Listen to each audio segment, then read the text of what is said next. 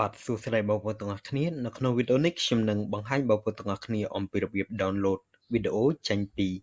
YouTube តាមរយៈកម្មវិធី Clipgrab បាទអញ្ចឹងដើម្បី download វីដេអូសូមបងប្អូនជ្រើសរើសរកវីដេអូដែលបងប្អូនចង់ download ជាមុនសិនអូខេឧទាហរណ៍ខ្ញុំចង់ download នៅវីដេអូតុក្កតាមួយនេះបាទអញ្ចឹងខ្ញុំចុចលើវីដេអូមួយនេះមក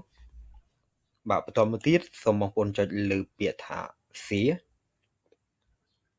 ហើយ copy នៅ link នៃវីដេអូមួយហ្នឹងបាទបន្ទាប់មក minimize នៅកម្មវិធីហ្នឹងរួចចូលទៅកាន់កម្មវិធី Clipgrab បាទគឺកម្មវិធីមួយនេះបាទផងដែរតាមរយៈកម្មវិធី Clipgrab គឺបងប្អូនអាច download ទៅច្រើនបានច្រើនរបៀបបងប្អូនអាច convert វីដេអូហ្នឹងទៅជា MP3 ក៏បានផងដែរបាទអញ្ចឹងបងប្អូនចាប់ផ្ដើមចុច Control V ដើម្បី paste នៅ link មួយហ្នឹងបាទអញ្ចឹងនេះគឺជា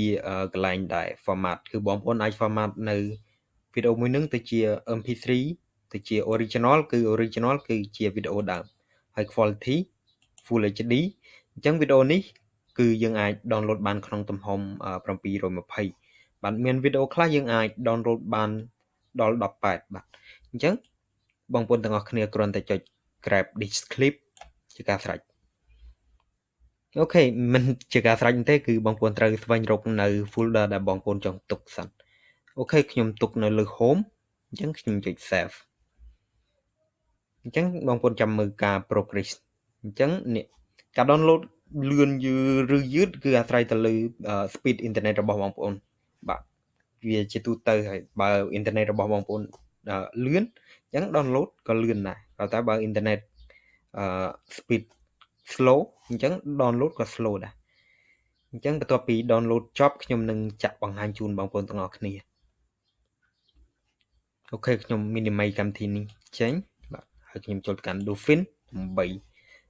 ស្វែងរកនៅវីដេអូដែលខ្ញុំបាន download មុនហ្នឹងបាទចូលទៅកាន់ home បាទនេះបាទគឺជាវីដេអូដែលខ្ញុំបាន download មុនហ្នឹងអញ្ចឹងខ្ញុំធ្វើការ play ជាមួយនឹង VLC បាទ